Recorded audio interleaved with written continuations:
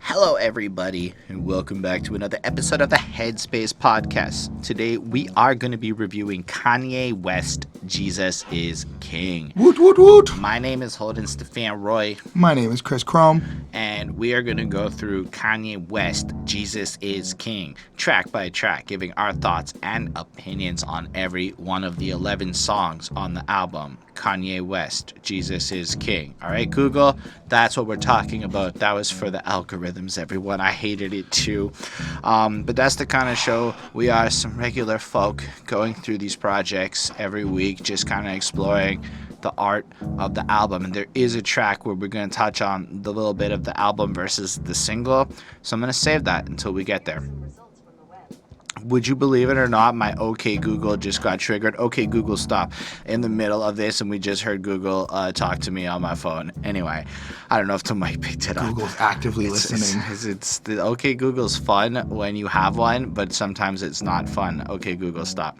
Anyway. Let's get into this.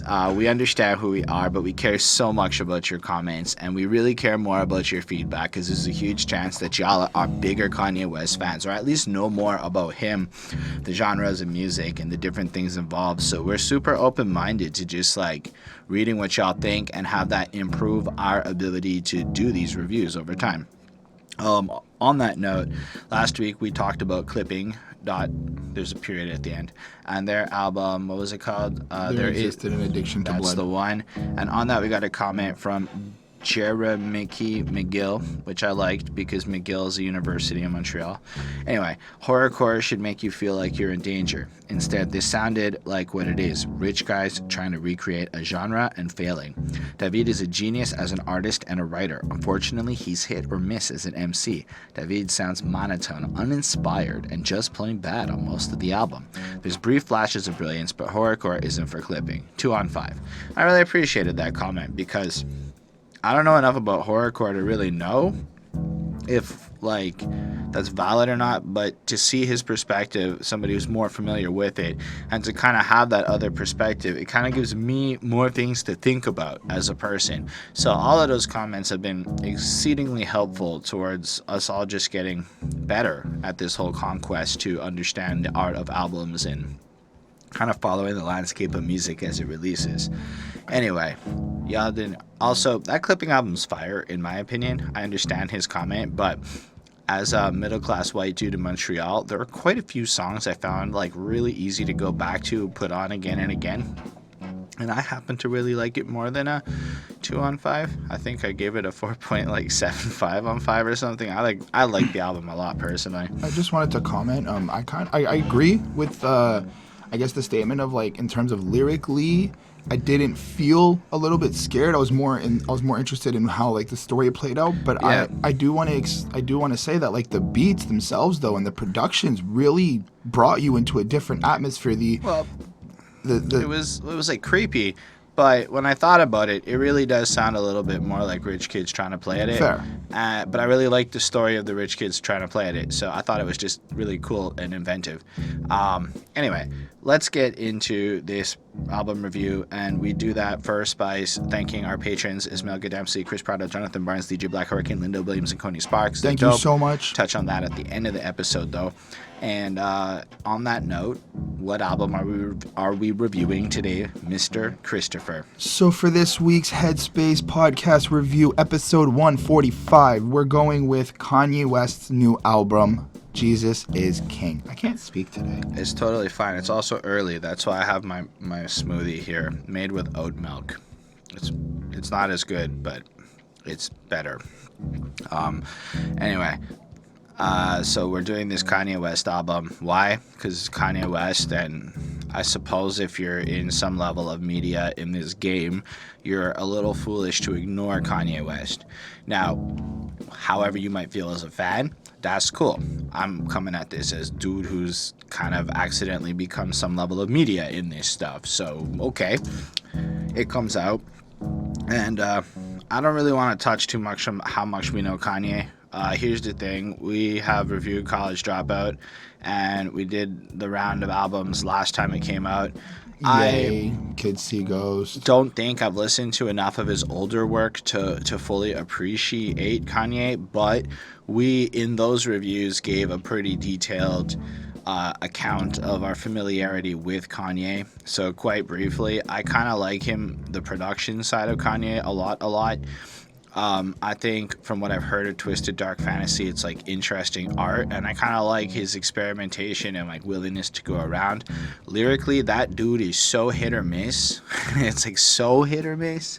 And then his personality, I understand why so many people dislike Kanye West, but for a while I've personally found him to be an interesting character to almost find inspiration from, not because I agree with him philosophically in a lot of the things he may say, but I do believe that Kanye West is off that like neurotypical spectrum. Neurotypical is the word I learned, you know? That's the normie norms. Right. And I don't think I'm on that neurotypical tip. So sometimes when Kanye West says some crap like people don't understand him, or the choice of words he uses to express an idea are completely wonky and bizarre, and people kind of give you that goofy look, even though the intentions of what you were trying to say are drastically different, well, that's a regular occurrence in my life. Like, that happens every day to me, where I say something and people look at me like, what did he just say? And then when I explain it, people are like, oh, okay, it's half as weird as I thought it was. But so when I see Kanye, I kind of see parts of myself in that, which, I don't know, maybe not a lot of people can actually relate to being that different than the average people. I feel like Kanye is a very free-flowing thinker. Like he really kind of just speaks what he like feels and what kind of just pops into his head. And he like, because I feel the same way. I say things that even when I listen to what I say, I'm kind of like, that doesn't sound like it makes sense, but I understand what I'm saying, and I feel like he does the same thing. I feel like his mind goes so quickly. Yeah. And I relate to that because my mind goes super quickly, and sometimes it's just you say stuff and you have this deeply profound understanding of all of the context and nuance surrounding the particular weird thing you just said. Right. But most people don't have that particular, and you just fail at explaining it adequately. And then in a lot of ways, and this is just again anecdotally, I'm not trying to defend Kanye West's positions or things he said or taken. Like the MAGA hat is a weird flex as an example. I'm not really sure I want to support a lot of things. Hell, I don't know that I can even understand the levels of nuance of why certain people don't like Kanye West. What I can say is people often don't really let you explain yourself in full, and then they will cast judgment on you based upon the snippets rather than the entire piece of a situation.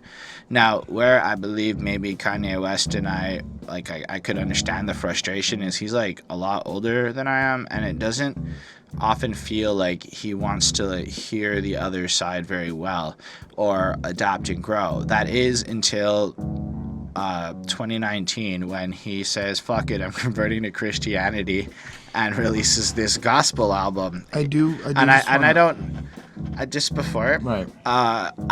know if this counts as a gospel album. So for anybody watching this or still watching this after I said all I just said, or listening, because we're on the Spotify's and all that now, even Apple Music. I can't see it in Canada, but apparently we're on Apple Music because we got a play or two. Nice. But basically, I don't know if this counts as gospel because I can't remember the last time I listened to a gospel album, and I would love to know from the people who actually know better than I on this subject, do you believe that Kanye West has accomplished his goal of creating a gospel record? Anyway, what were you going to say? Oh, I was just going to say, I was thinking about how you mentioned, something about Kanye not wanting to hear the other side, right? And I kind of feel like what I've heard from Kanye is that he wants to explain himself and nobody listens. So I guess he's kind of taken on this aspect of what the fuck am I going to listen to you for if you're not going to give me my time, you know? I think that's Kanye when he's riding those manic lows. Okay. Let's say we take him seriously and he's got some kind of bipolar, or probably some kind of borderline personality disorder. He's on some spectrum or another. Typically, it is his highs and lows. So it's possible that when he's doing really well and he's balanced, he's a certain guy, but when he's not, things fly off the wall, and we get to moments where he just refuses to listen and he just gets stuck in it and he says whatever. Right. But then if you look at it in the bigger picture, over time, over a couple of years, is he actually going to adapt and grow or hear it? Like, I don't know. I feel like he's less arrogant than 8 years ago. Well, there's certain things on this album that I feel continues on with this conversation. So let's just kind of jump into it. Well, hold on. About the album cover? You didn't even talk about how much you like Kanye, or not a little bit. Just give us a little bit. I tried to avoid that. I like Kanye musically, and I think that's what I keep saying every time we review an album from him. Everything that I've heard growing up from Kanye, I've always liked. I've never actually gotten interested in following him, but that's just me. I don't really kind of follow artists like that until recently. But everything that I've heard from him has always just been great. The sounds, the musicality, the creativity, the artistry, it's all just good. So I always kind of expect some type of, I'm gonna say weird type of vibe, but it all makes sense in a Kanye way. I just don't fuck with him on any other level because Fair enough. I don't understand all of it, and I ain't got the time. I'm corny enough to like corny Kanye. There's a couple more things we got to touch on as we talk about the album. Apparently, and I haven't heard the interview myself, Kanye basically said no premarital sex if you're working on the album. And that was a little bit like, wow. So he started like to create an environment where basically, even to like be involved in a project, you had to follow and adhere to certain principles. I don't know. It was just like hearing that, it's like, damn, like I don't even know how to like process it in a good or bad way. It was just a funny anecdote when I first heard it. But on the other hand, it makes me question, like, maybe Kanye is like absolutely like deadpan serious about trying to reform, because that's a lot of what happened. Like, so we had a Yandy, which was supposed to come out last year, and then from what I understand, he basically has this like change of faith, reforms, and decides to essentially turn the album into a gospel album, and he cuts it all clean, strips away a bunch of stuff. Like, there's Nicki Minaj had said she was supposed to be on Yandy or whatever this was, even on this album, but they could not find a compromise that was clean enough. Like, she couldn't come up with a verse that was good enough or clean enough to be fitting on this project. So I was like, that's super fascinating. Then there's the delays, because it was supposed to come out a month ago, and then you're watching those like little YouTube videos as you're hearing the album stream, and you're like, okay, this is, what's he doing here? And now he's going around playing the album, hit and play for a month, selling $200 shirts and stuff. And then finally it came out, but it didn't come out on time. So like the day before, Kanye's tweeting like, it'll be out at midnight, yo, here's the track list. Then at like 4 a.m, yo, nobody's going to sleep until the album's done. It's not done. We're mixing. We're not finished yet. Songs. And you're just like, wow. I guess this is the new moves, right? Because we can all criticize Kanye here, but here's something Kanye has done successfully, like 4 or 5 times in a row, or 6 even. Latched us onto his. Like, stopped the internet and just had people hit and refresh on his fucking page. Yep. Waiting, checking it over and over again. Did it finally come out yet? Did it finally come out yet? Until it finally came out around, I don't know. You said like 1 you saw it. Yeah. I don't know exactly when it dropped. I mean, I saw it. I woke up Friday morning, hit Spotify. Not there. Wasn't there. And I figured maybe it's on Tidal. Maybe he's got like his own specific thing. No. Checked on Spotify at 1 and it was there.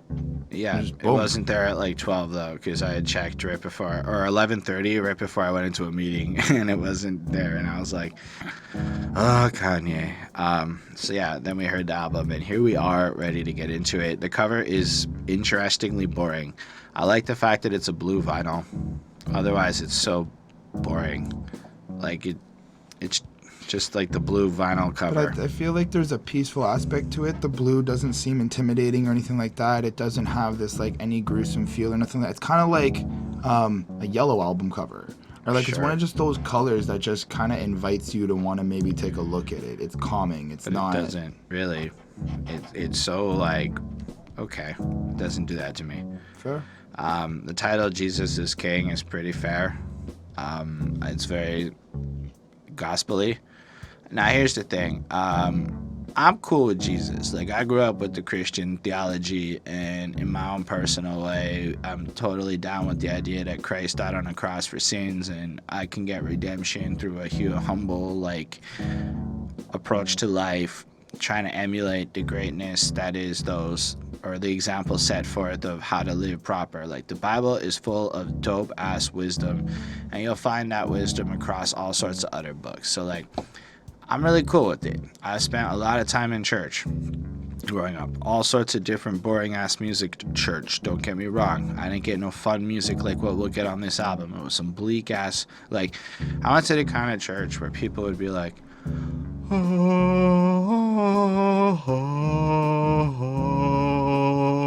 Jesus is King. A cappella. No fucking anything. It was depressing ass shit. Now maybe that was like the fire of 1908. Okay, I'm not trying to hate on it. Right. But then the next church had slow rock music, like, and cheese. Or my favorite one, no bullshit, is our God is an awesome God. He reigns from heaven above. Woo, woo. Like, that shit's fire to me. I know it's weird to say shit, but whatever. I talk to God with my swear language, and he seems to be cool with it. It's the people who don't seem to be cool with it. So whatever, me and God's tight. I'm really actually spiritual like that, and I don't really talk about it a lot because the Christians don't like me much because I say words like fuck and talk about gangster rap. So I don't really like bring it up. And at work, weirdly enough, if you can be like an atheist and it's super cool, but if you like sincerely talk about God, people treat you funny. And well, at work, I'm not there to share my opinions and deal with some bullshit, so I don't talk about it a lot. Maybe I should talk about it more. Maybe I should be more like Kanye. Yep, I bet nobody was expecting that fucking twist, but Chris is like, I was expecting that fucking twist. Those people. And I'm like, okay, well, that's cool. I mean, it's just my relationship is not the same as what other people are. I don't really... Like, I live in sin. Let's just leave it at that. All sorts of living in sin goes on in my life. But it's like, if I compare the relative curve, life is dandy. All that to say, I do want to just kind of give where I kind of stand. I am not up to date with any of that religious stuff. I don't really participate in going to church on Sundays. And I haven't been to a church in like a decade. Right? Like, so that's it. But that's because they're like, you do things that I can't talk about on camera, really, and get out. And I liked intercourse. Gosh, did I like premarital sex. That was quite enjoyable at my youthful life, and that was not acceptable behavior. I just kind of want to give a little bit of a lens of where I'm going into this album so that you guys, the viewers, can understand. I know absolutely fuck all about any religious reference or any Bible text that we're about to get or anything like that. Don't you worry. So I did kind of... This is pretty top level. I did kind of struggle through the review, but I do have things that I can say and I do appreciate of it. So keep that lens in mind when I kind of sit here going... Merp. Because, yeah. Every hour. That's what he does. Merp every hour. So Kanye does not show up yet. That's okay. It's his group, Sunday Service Choir. They are the gospel-y folk that he has been, I believe, touring around the States doing his Sunday service shows at. Are these like people who were a group before Kanye? Or like did he... like do auditions and shit and have like... I don't know. Okay. If you guys know, please let me know in the comments. I'm I'm interested to gonna find out. assume that he didn't randomly pick random people. I feel like he cherry picked a team of singers he wants to be in his squad, you know? Fair. I mean, also, it's likely he could have just gone to churches all over and been like, you, and because, like, Yeah. it sounds like a bunch of people who have, for a long time, Yeah. been singing gospel-y stuff in church. This comes in, and I don't know how to describe it, but it sounds like what I would picture a lit as in fun, like a lit church experience would be like, where people can like boogie and stuff, unlike my boring ass doomy gloomy church experiences, or the soft rock Bryan Adams church experience. This sounds like I don't know why, like, and I just want to, sorry, I'm going to talk a bunch, that's what I do, but like, I was in Jerusalem at the Wailing Wall, which is the temple in the Bible that like the Jews come from back in, you know, all over Jerusalem and stuff. And I was literally moshing, as in these Jews was moshing to praise, like a mosh pit. Like Vans Warped Tour mosh pit. To praise God, like jumping around, bumping into each other, praising freaking God.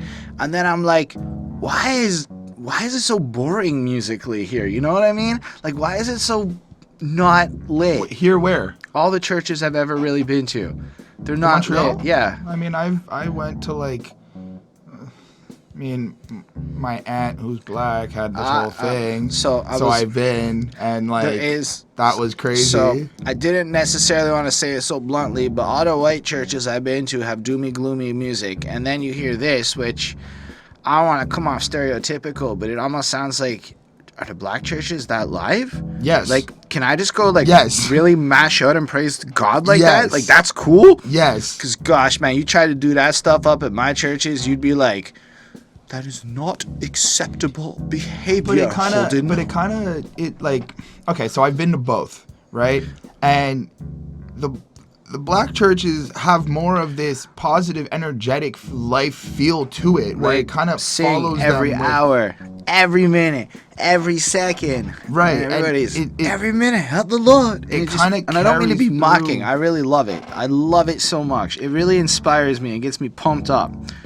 Because, man, it just makes me go, fuck, I'd have been so much more interested in church when I was younger if the music was this fun. But what I kind of see is that it carries through not just the let's say, the 2-3 hours you're there in the morning, but it carries throughout their lives. Yeah. It's part of when they go home and everything. And then I say that going, my grandmother, who was white lady, went to church and everything, and she's kind of just more just believe and more strict about it and more direct. And it's not that it's not positive for her or nothing. It's just, it feels like the atmospheres, because they're so different, it transitions into the life that you're living if you like fully believe in that. But yeah, as far as this track goes, it's just like the choir-y sound, they coming in, you feel like there's like a lead lady and then like the backing choir people singing it up. Which I wanted to say, ad-libs, this is crazy ad-libs. Like, there isn't really any ad-libs because they're all like back vocals and doubles and stuff. Just nice. But it's like, sing till the power of the Lord comes down, let everything that have breath praise God. Exactly. It's just, it pumps you up. It's like, it's amazing sounding to me. And it's also, I feel, a little bit hopeful and has a purpose. So it's like, we're not just singing because we're happy and excited and we're celebrating. We're singing for the Lord, the power of the Lord to come down. It's like they're engulfing themselves in this belief. It just feels like you're throwing your entire self into this praise. Like it almost seems like, wow, man, using music for such a selfless purpose is fresh. Like, it is such an amazing tool to share joy like that. Like, I feel like they're happy. They're happy to be singing here, praising God on this project, in this moment, and this the joy that they have. Like, it's like, it sounds like a really fun job to actually just be in that choir, going around singing all the time. I wanted to comment. So when you're watching a movie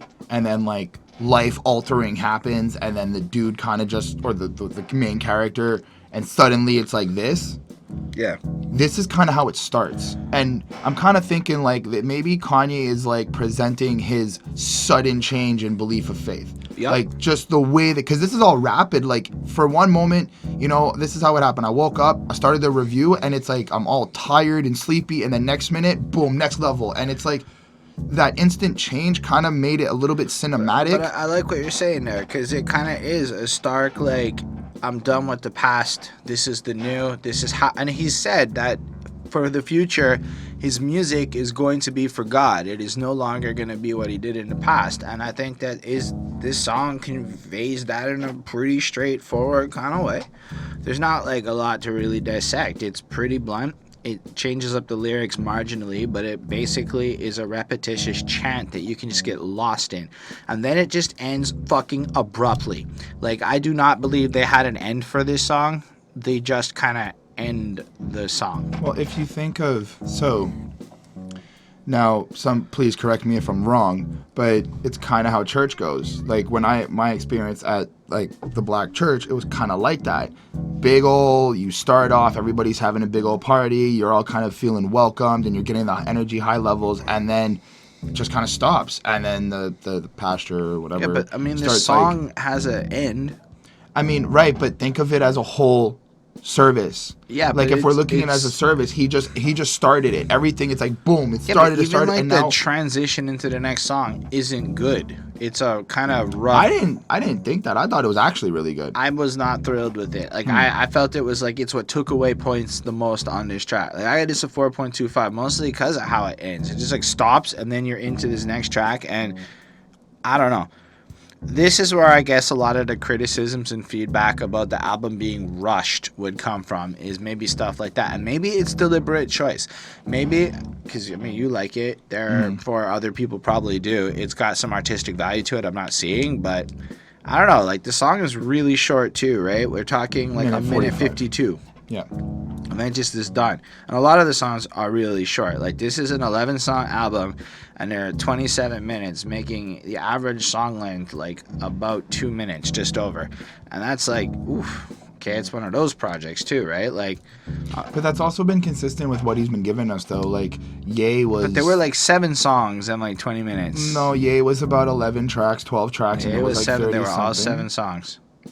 Yeah, it was, it was part of the true, marketing gimmick. I'm putting both together. But they were also all like 21, 22 minutes, which means Right. they were full-length songs. There was just less of them. Right. This is more songs, but like he cut some of the long songs in half, kind of feel. So I don't know if this is a smart move or not. I don't know if it's a good. I'm actually curious to know, you, the people watching this or listening to this, what you happen to think about the length of the songs. But I don't think it added, like, I would have liked this to have been flushed out a little more and ending with like a more grandiose final note or something, like, and then moving. Like, that's my preference here. But still, I thought it was uplifting. 4.25.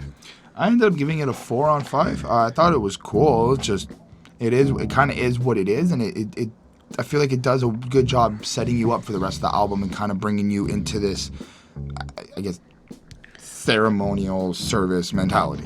All right. Well, the next one features everybody's favorite producer, Ronnie J. I don't know if that's true. I just wanted to mention Ronnie J's name because, I forgot his tag in this moment, but I like his tag. Selah is the next song. All right, Chris, how do you feel about this track? I like this. Like, as a song itself, it was really cool. I like the build-up. I like the seriousness that kind of he takes on coming off of the first track, which is why I like that type of transition. It's like, yeah, we're here to have a good time. Yeah, we're here to party. We're here to celebrate. But we also got some serious shit that needs to be said, in a sense, right? We've got to talk about God. We've got to talk about religion. I'm trying to paint the picture of like what as like going to church on Sunday would be, right? So, like, that's why I like the transition. That's why I like how he did this.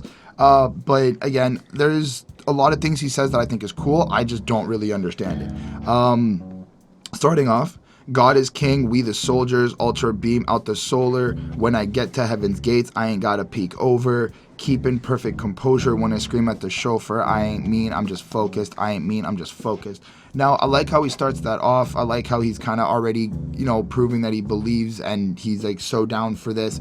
God is king. We are the soldiers. We're all working for God, trying to do the best that we could do. Alter beam out the solar. From what I understand from the Genius annotation, it's a reference to an older song from the album The Life of Pablo.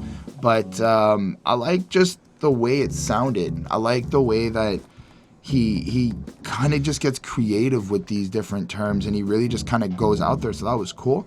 I like how when he goes, when I get to heaven's gates, I ain't gotta peek over, as if he's got this 100% solidified belief that he's getting right in. And I think that's like a level of, I don't know, there's also another point of like the patience and the faith of what's to come. mm-hmm. So he doesn't have to peek over to get that certainty. He just knows. I mean, I might be wrong about that. No, that's actually really cool. And talking about when we were earlier in the intro of the podcast, when we were just kind of talking about how he kind of moves around and acts and like the highs and lows and stuff. He acknowledges it here, right? Keeping perfect composure when I scream at the chauffeur, I ain't mean, I'm just focused. I ain't mean, I'm just focused. And I kind of understand that. It's like he is admitting to going so far deep into his head that he's focusing on a certain thing that he doesn't maybe not want to lash out or act crazy or whatnot, but he can't detach or compartmentalize what is kind of happening in that moment when he's focused. Acknowledging, like, I mean, there's like a self-awareness to the fact that he is perceived as mean, and almost like trying to say, look, I'm not mean, I'm not like this, I don't dislike you in any way, it's not what it's meant to be, I'm just, you're right, so caught up in myself.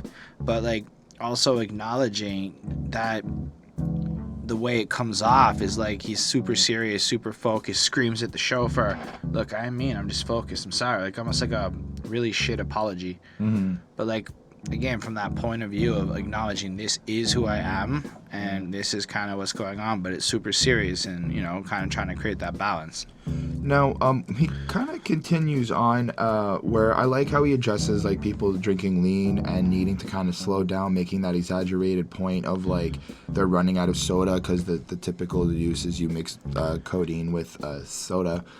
So that was cool. He's kind of addressing that on like this positive note of wanting to like save some people or whatnot. And then the rest just kind of flows into this biblical thing. Nah, dude, you're really underselling some of the good well, writing. No, I'm trying to just be like right, honest. like not... immediately following those bars, right? So pour the lean out the soda. Right. Got us clean out slower. That's a water bar. Got us clean out the soda. Water cleans, right? Right. So I'm talking about the pour verb for liquid. Right. Before the flood. Water connection there. Right. People judged. They did the same thing to Noah, kind of making a connection that maybe he was drugged up, feeling a certain way. He's cleaning that out in the same way that his soul's getting cleaned out. And then if you look at how Noah was treated, trying to do the right thing, people were persecuting him in the story of Noah, which was the big old flood. Right. And then everybody wanted yandi, then Jesus Christ did the laundry. So back to that cleaning metaphor. So he was going to put out this yandi album, but then his soul got this cleaning situation going on, all connecting back to the flood and the cleaning out of the soda, right? So I just had to say those bars were actually a little bit better.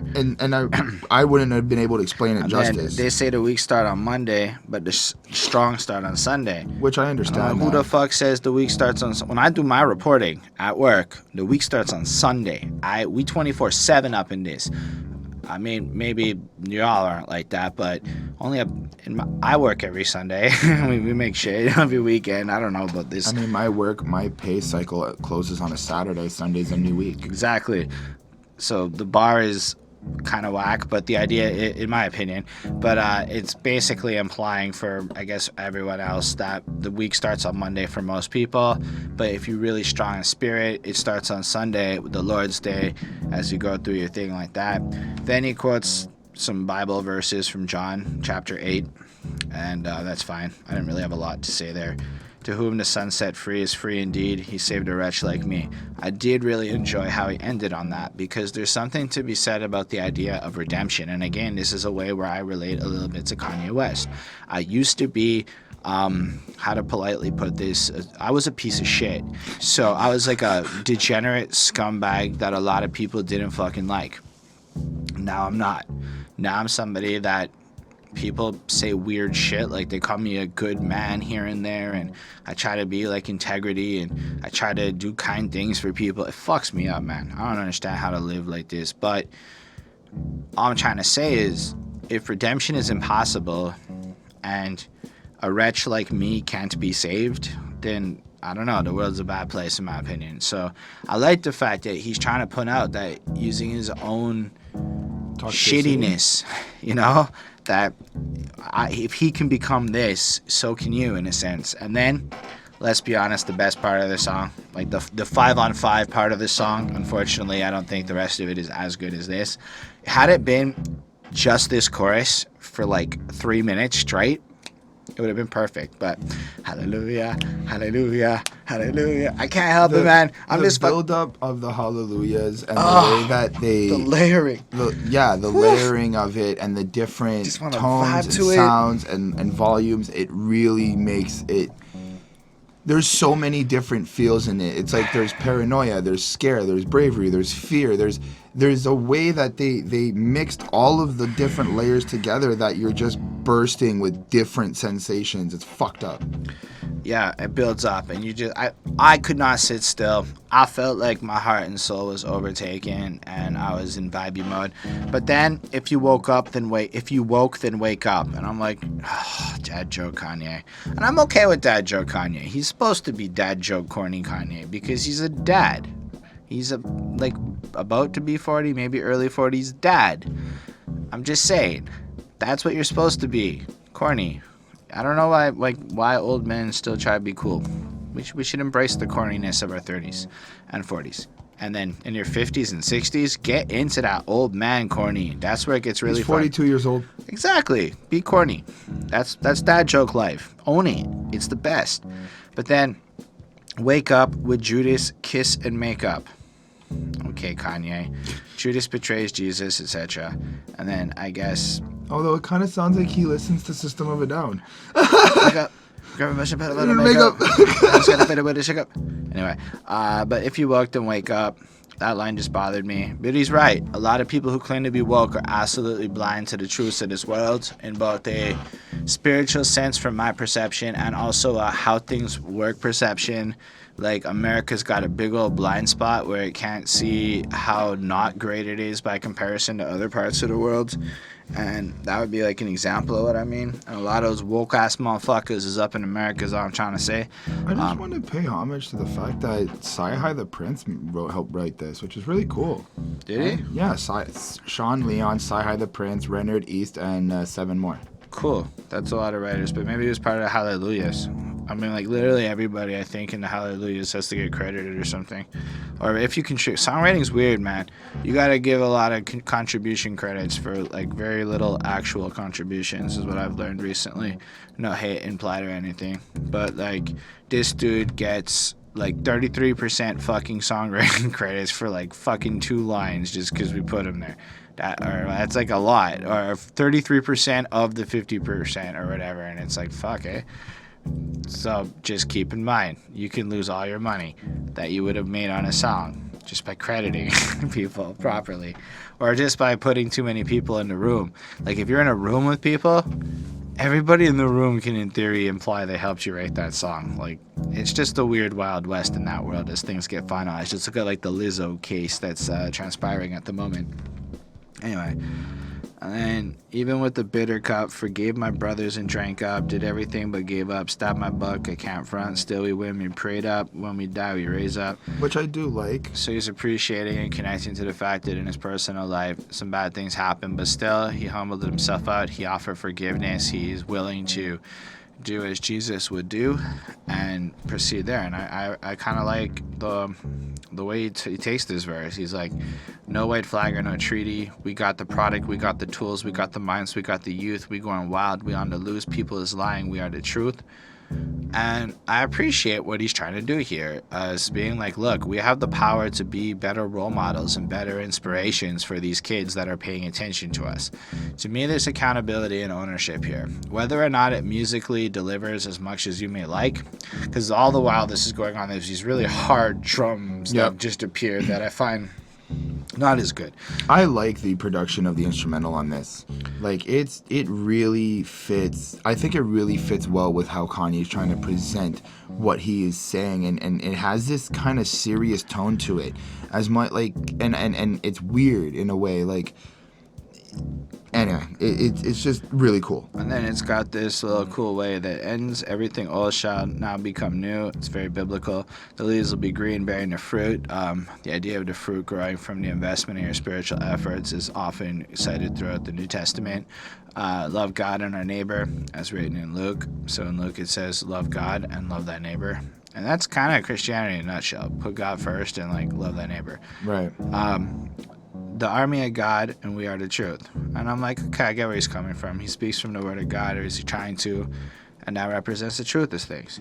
I thought this was quite remarkable, and I will definitely listen to this again, if not for the hallelujahs, but in overall, I kind of like it. 4.5 on 5. I gave it a 4.2 on 5. I did enjoy it. I do like the energy that he brought to this, and I really, really like the beat. Plus, it's almost 3 minutes, which is long for this album. Anyway, Follow God is the next track. This is fun. I like this song. You know why I like this song? Because it's got this cool ass rappy beat. Like, it feels almost like this is like an unadulterated like hip hop track. Yep. The beat's just fucking fire. Like, it just, your head's bopping, you vibe into it. It's got this old school feel to it. And it's too. got that Father I Stretch My Hands sample, which I believe is used on the tracks Father Stretch My Hands Part 1, back on that album I never listened to, Life of Pablo. But overall, just the flow, the way it hits it, like, life like, this is what your life like, try to live your life right, people really know you push your buttons like type right. I'm like, oh, it's like rapping, it's like he's flowing, not like some screamy, weird, experimental, half raw, no, he's just rapping, you know, and I'm like, this is pretty cool. Plus, he's doing his Kanye thing where he, like, overkills the rhymes, like, life like. That's interesting. Things are like life. This is what your life like. So your life is like being lifelike, implying that you're fake. Try to live your life right. People really know you push your buttons like type right. So people will attack you by instigating you to trigger you. But this is like a movie, but it's really lifelike. And then after reflection, everything's kind of weird and crazy like in a movie, but it's also very real. Every single night, right? Every single fight, right? I was looking at the gram. I don't even like likes. So, all the confrontations and stuff, but he doesn't even like the likes, which is true. He gave a little tirade about, like, the currency of public lights being problematic, and they kind of are. Like, I don't actually care how many people hit the like button and the numbers. Like, this channel has done a lot for my life that isn't trackable on this channel, so I'm cool with where we're at, you know, but I can see how if I was like 10 years younger, I would be thirsting for likes in a way that is completely different than where I'm at with it. And like, Facebook's going to hide how many likes you see. Like, all the social medias are going to inevitably adapt towards this thing due to this idea of wellness and well-being, because unfortunately social media has some serious detriments to psychological health, often in the thirst for the likes. But then he goes on from that. I was screaming at my dad. He told me it ain't Christ-like. I mean, you get this sense of him just like sitting there arguing with his dad, trying to convey his truth that he understands. And his dad's like, nah, the way you approaching this is not Christ-like. So the way you're behaving isn't Christ-like, even if you're like actually saying the right words. So I was screaming at the referee, just like Mike, because that's a basketball movie. Which really kind of is interesting to see how it's not... I feel like Kanye's expressing this sentiment of it's not what you're saying, but how you present things. It's how you keep your demeanor and behave that really is more, I guess, Christ-like in a sense, which was interesting to me. Yeah. And then the way the track flows out, he makes some really whack-ass line that if it wasn't for genius, I wouldn't know. Riding on a white bike, feeling like Excite Bike. An Excite Bike is a classic 8-bit motocross game where the guy rides on a red bike with some white stripes. I know, that's just what it is. But, like, if we think about it, isn't there, like, this thing with Jesus and the white horse and blah, blah, blah, and all this stuff? So if this is, like, a gospel album and we're all, like, Christ-like and shit, fair. Riding on a white bike... But I guess then there's pressing on the gas supernova for a nightlight screaming at my dad. He told me it ain't Christ-like. So I guess there's also the point of how you live your life. If you're just out there in the nighttime, maybe getting up to foul things, it's not Christ-like. And then kind of makes a commentary on the way people treat him. Only ever seeing me, only when they needed me. Like Well, if hold on. Tyler Perry made a movie for BET searching for a deity, now you want to see it free. Now you want to see if we just let see if 3 apiece. Well, right before that, the line, but nobody never tell you when you're being like Christ. True. And that's actually a really strong line because I feel like everybody, for my opinion, is everybody in religion is looking for answers, and it's like your belief system, right? And that line right there really kind of screams out for like, we all want to be, or the idea is you want to be kind of like the savior or the God that you believe in, but nobody's actually telling you what the fuck you're supposed to be doing to either get into heaven or hell or whatnot. I think it also plays into the principle of like how nobody really points out when you're doing the right thing. So you can keep winning and winning and winning and winning and winning and winning, or you can keep doing good. And like people don't really take the time to acknowledge it or care in a meaningful way. In a sense. But you fuck up one time, and that shit is all over it. So in a sense, nobody really paid attention to the good things Kanye West maybe did, or maybe when he was behaving in a certain way, that wasn't recorded. It was just all of the negative things, and you get to this point where you're screaming out of frustration, and that part's not Christ-like, and it's kind of what happens. But then also, following up on that point, so you're not laying down a blueprint of how to behave, but then you only ever want you when you're going to do something interesting or godlike, like, oh, Kanye, come up with some new way to captivate everybody, you know? Like, I don't know. Or maybe it's also like what he wants to be for himself. Like maybe it's like almost this conflict, like he's talking to himself about it as well. So it's an interesting concept because it's like me as myself, I don't pray to God, I don't like follow anything like that or whatnot. But tell you right now, if my life starts to feel like I'm in the middle of a turmoil or whatnot, I'm the first one to be like, Lord help me or something like that. And in some like, I guess, false belief or some shit that like this is a way that could help me. And it's cool how I'm kind of interpreting that idea of like you only need me when you're looking for something or whatnot the same way of like, yeah, I kind of need a Kanye album right now. Yeah, I kind of need this right now. Like it's time that I've decided I need you to do something for me. The same way it's like it's the same way like I've decided that now I believe in God because I need help or support. It's not just like a consistent thing, which was cool. Fair enough. And then he kind of flows on from there into, tell me what your life like, turn it down a bright light, driving with my dad, and he told me it ain't Christ-like. And that's an interesting point. Because in his star, in a sense, he needs to turn down the ego and turn it down to a point. But then if you think about it from the other end of it, you have like that, this little light of mine, I'm gonna let it shine. So to be Christ-like, you have to let your light shine. Right. So to turn it down, in a sense, you get this conflict where is that Christ-like? And I think it's cool that he's like showing us this back and forth in his mind.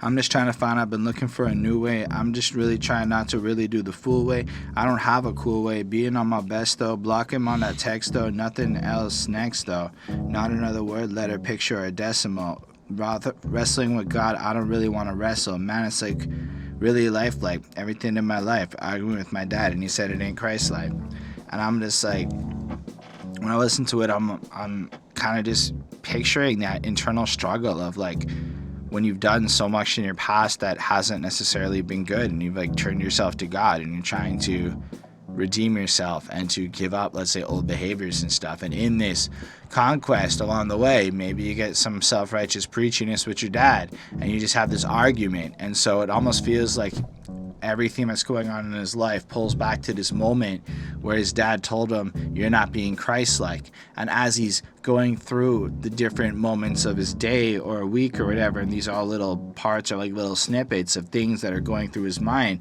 he just keeps coming back to that you ain't even Christ-like line from his dad because it was so impactful for him. So And then there's the outro. Maybe I'm stretching, right? But maybe it's not actually his father. our Lord and Savior, our Father who art in heaven. The dad could be him arguing with God the entire time and his own belief in conflict. I just thought of that. I mean, it could be. Like, that's something I just thought of. I think that there is a connection with his actual father, and like he actually argued, and this is a whole thing. He's trying to give us this story, but that was just a. I mean, it's totally probably a metaphor Kanye was going for.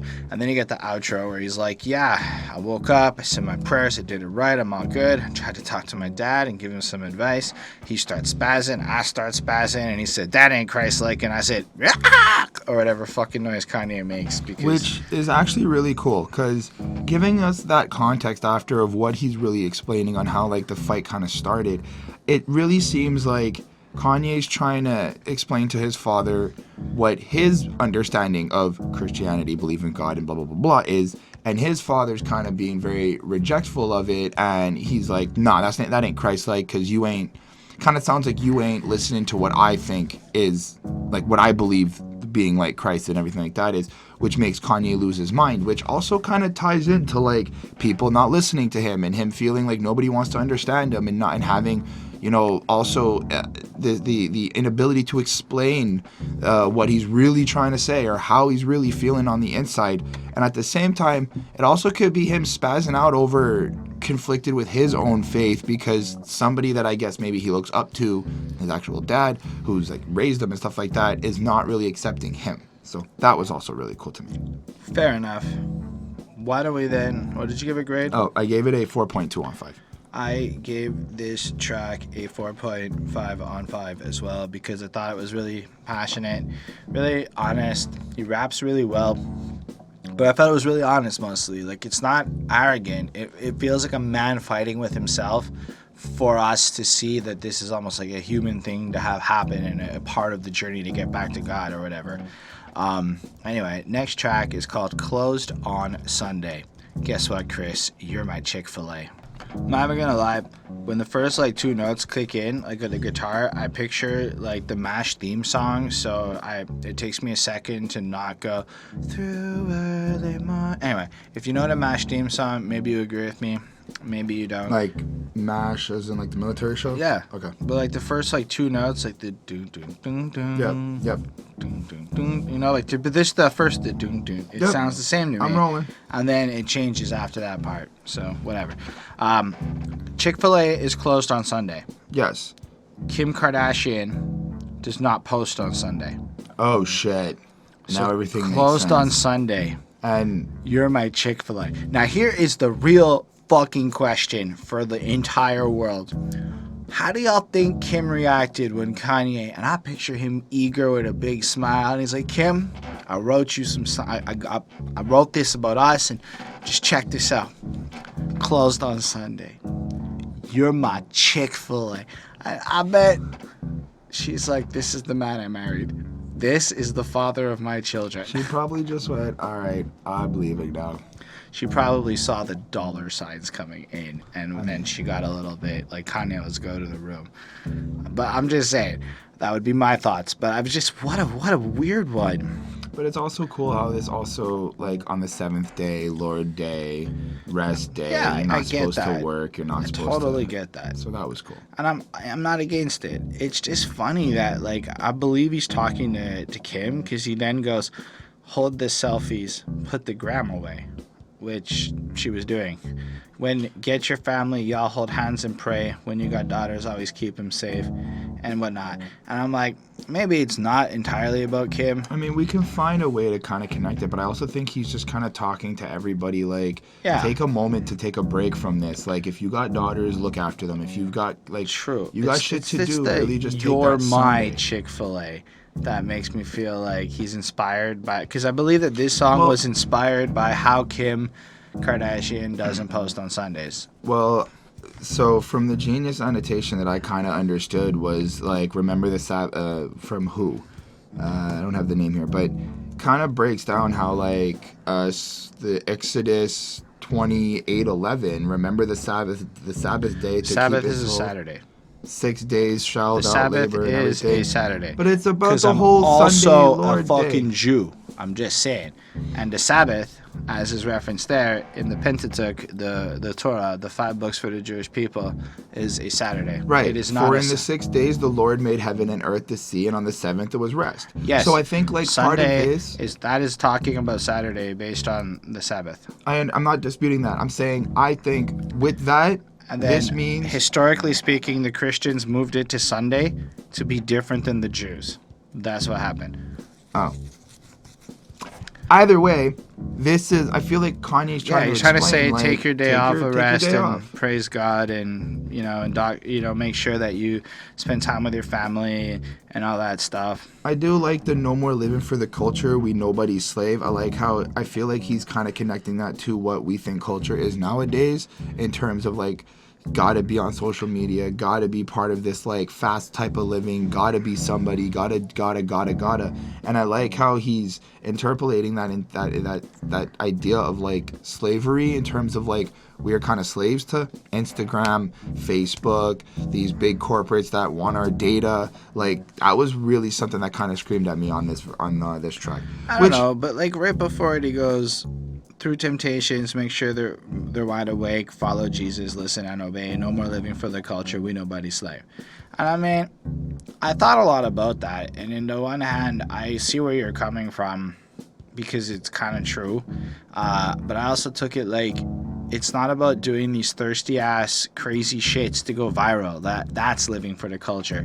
So like every day somebody's like, you should do this, it'll get you a gajillion million fucking views, but then nobody will respect me anymore, and then I'll give up my integrity, right. And then a lot of other things that I would change Holden the person into something else, right. And then ultimately you become a slave to whatever it is that you're doing here, because in order to recreate it, you have to keep doing this thing, and it ends up not being real. It ends up not being something that reflects anything pure and good. Mm-hmm. Whereas at least if nobody watches this review, I wanted to be sitting here talking about this album like this. This is what I chose to be doing. Yes. You know? Yes. It was like, Kanye, tomorrow we're doing it. But it's also like, in a sense, I can sit here in my platform and say, yeah, Jesus is cool, and I can represent who I am. Right. Which is kind of, I think, a little bit what we're supposed to take away from it in the global message, although subtly he's trying to evangelize here. I don't know, it just seemed like a weird, the Jesus line just felt like it was throwing in to that verse, like it, just to like make sure it checked the box for gospel. And maybe it's because the line last time, like maybe it was like some perverse sex line and he swapped it to this to make the song work, you know? I mean, maybe, but like I don't think it's just to check the box. Like look at the verse, right? Stand up for my own, even if I take this walk alone, I bow down to the king upon the throne, my life is his, I'm no longer own, I pray to God that he'll, so it's like, so it fits in the verse. I'm saying the way it gets added to the end of this chorus, maybe it's supposed to just be like a transitional thing. Isn't it also supposed to be like, if you feel lost, here's your faith, here's your icon of faith, like follow Jesus, listen and obey. I know it sounds like demanding, maybe. But it's like follow. You don't tell somebody to follow if they ain't lost. If they know where to go, they on their own path. And I hear all that. I'm saying I felt like it was kind of goofy in the way he was almost doing it, and then all of a sudden it gets real serious, and then like it just transitions. It's almost like, I don't know, because that other verse could have worked for a completely secular purpose up until the follow Jesus, listen and obey. And then it goes into no more living for the culture, we nobody's slaves. Now that reminds me more of his general narrative that was going on before the conversion. So it feels like that line got changed because maybe there was cussing on it or something. And then this whole verse was brand new added for this. However, saying all of that, I really like the way the verse ends. Now back up off my family, move your hands. I got my weapons in the spirit's land. Jezebel, don't even stand a chance. Jezebel, don't even stand a chance. Jezebel being a representation of temptation and the seductress and all of this stuff from, like, I believe, Revelations. And I just kind of like it. And you're right. I like how he focuses on God and like has this humble, like, I like what he did here. I just didn't like that one little line in the way he put it. The rest of the song I think is interesting, goofy. But I think he Kanye's up the idea of taking a day of rest and praising God. And while I may have been a little bit of a stickler in terms of the Sabbath earlier with Chris, I do kind of like the principle of it. And I give it a 4.35. I gave this song a 4.2. I thought it was cool and I enjoyed it. And I'm really starting to like the fact that there's a lot to actually talk about off of these songs and the way that he presents them. That really kind of adds more value to the album, I feel. Anyway, the next track is called On God. I feel like there are two parts to On God. There's the part where like he's flowing and appreciating how God has used him as a vessel and he's had a bunch of significance, which is like the bulk of the track. Right, and we can maybe go through it a little bit more in a bit. But then if we just jump to the end, he goes, the greatest artist resting or alive, that's on L.A. Reid, that's on Clive, to which I'm like, I don't know who those people are. That's no jive, that's on God. Okay, so God is saying he's the greatest. That's a little presumptuous, but all right. Off the 350Z supplies, okay. The IRS want 50 plus our tithe. I'm like, okay, they want tax money. Man, that's over half of the pie. Yeah, you're fucking rich, dog. Good. Take more than half of your fucking pie. Don't take half of our pie. We're not rich. When I'm rich, I'll give up half my pie. Don't you understand the principles of like fucking altruism and shit? Anyway, I felt dry. That's on God. That's fair. Fine. If the IRS people is clipping you down and taking all your money and you worked real hard, I get it, I suppose. That's why I charge the prices that I charge. And I'm like, okay, that's fair. I can't be out here dancing with the stars. No, I cannot let my family starve. I go hard. That's on God.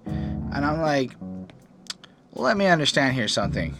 Did Kanye just sneak in justifying selling ridiculously overpriced shit to elite, premium, exclusive people, creating a barrier of his like brand so that his rich people shit because the IRS wants his money and just like snuck that into the middle of this little gospel project here?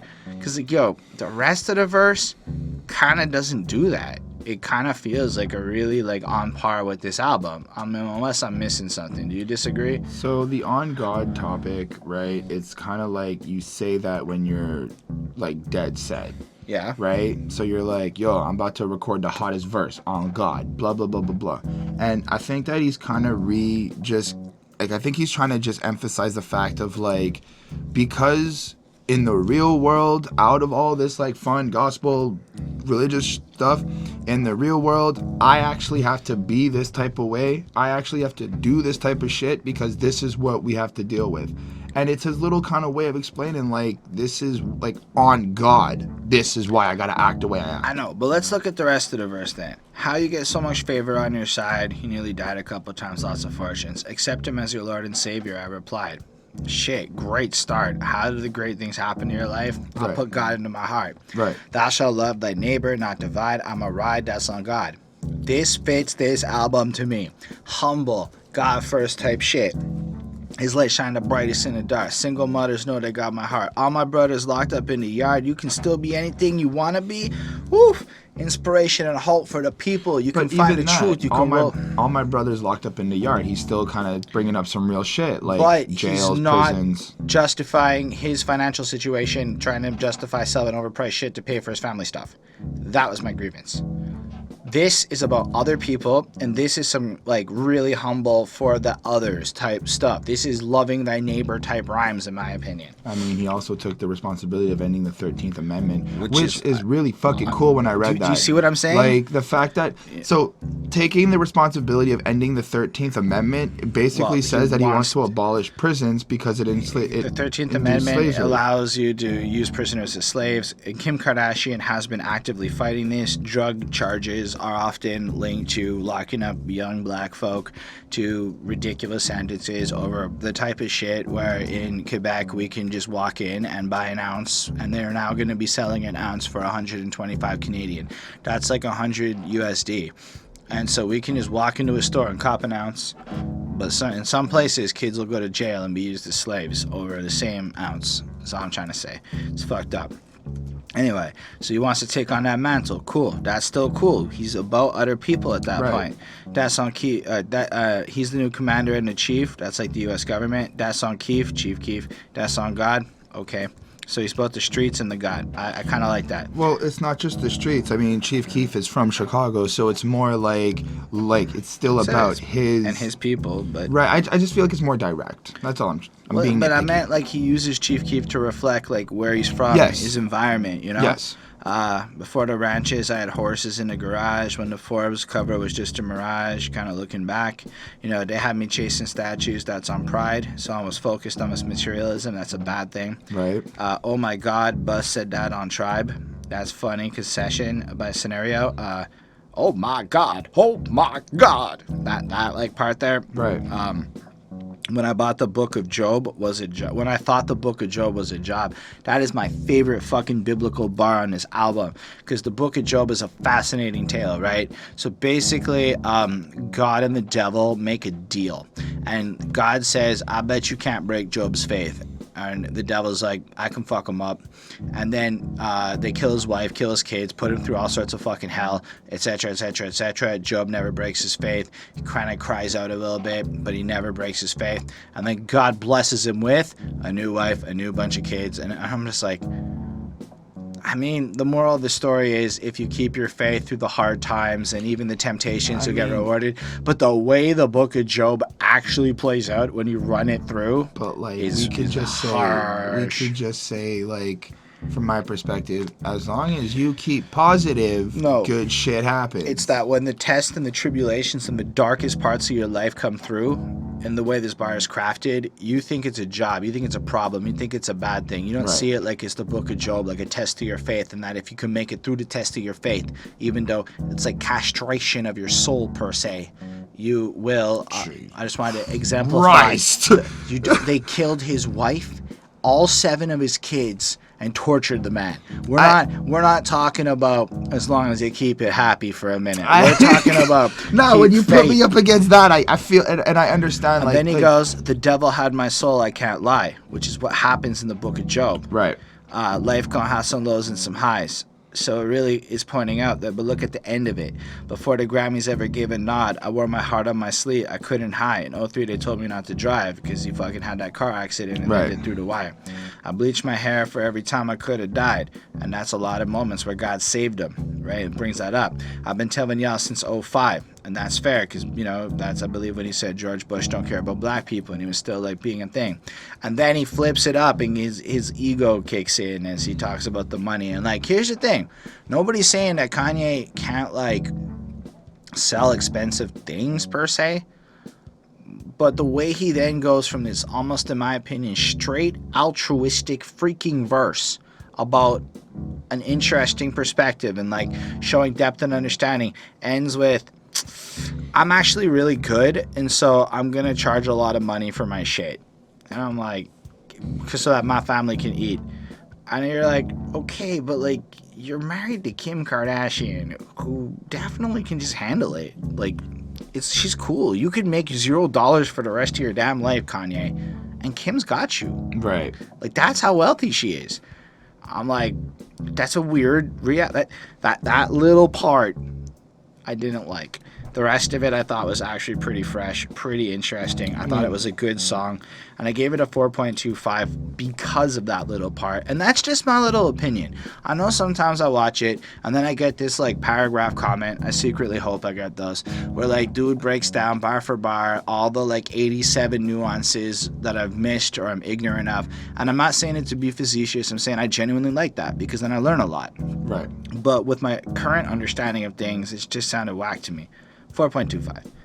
I gave it a 4.2 on 5 as well. But I just enjoyed it. I thought it was so far, I'm really just liking the sounds of all of the songs. Sometimes, yeah, I'll admit the lyrics kind of go over my head and I'm like, what? But I do appreciate the styles and just the whole experience that we're getting so far. Fair enough. And that's the end of part 1 of this review, because why make one giant video when we can make 2 shorter ones that you're more likely to click on? Yeah, play into the algorithm a bit, because we are a little bit pushing the trying to be a part of the culture thing, maybe? I don't know where I was going with that. Still, 2 parts seems to be cooler, and it kind of gives us an idea of how many people actually watch, because the people who watch part 2 probably at least care about part 1 to some degree. Maybe. Let us know what you think about the 2-part review. Nobody ever does, so why I keep asking. I'm assuming that means people are okay with it. Anyway, thank y'all for being a part of this and just watching. It really does mean the best a lot. And those of you who comment are truly MVP because it teaches us a whole bunch, and I'll definitely answer you in the comments if you make that effort to comment. Like the video if you did, hit that subscribe button for part 2 and more reviews. And on that note, special thanks to the patrons: Ismail Gadamsi, Chris Prado, Jonathan Barnes, DJ Black, Hurricane, Lindell Williams, and Coney Sparks. They're dope. They support what we do. They get to tell us what albums to review. They bought us a camera too. They're gonna help us get on Spotify and the Podbeam and the iTunes, and on top of that, they helped us getting a Squarespace where we built out the website so that we look a little more cool. Yeah, that was off the dome, motherfuckers. Anyway, I don't care if it was dope. I just made it up on the spot.